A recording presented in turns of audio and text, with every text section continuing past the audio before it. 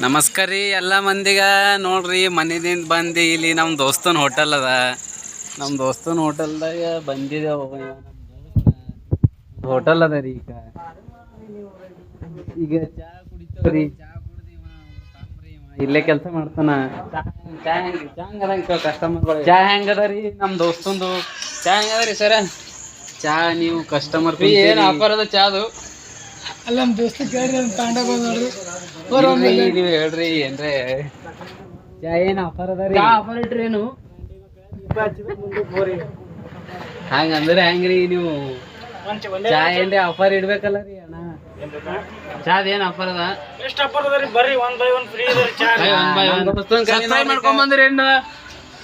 1 by 1 ಚಾ ಕೊಡ್ತಾನಂತ ನೋಡ್ರಿ. ಮಾಡ್ಕೊಂಡ್ ಬಂದ್ರಿ ಏನದ?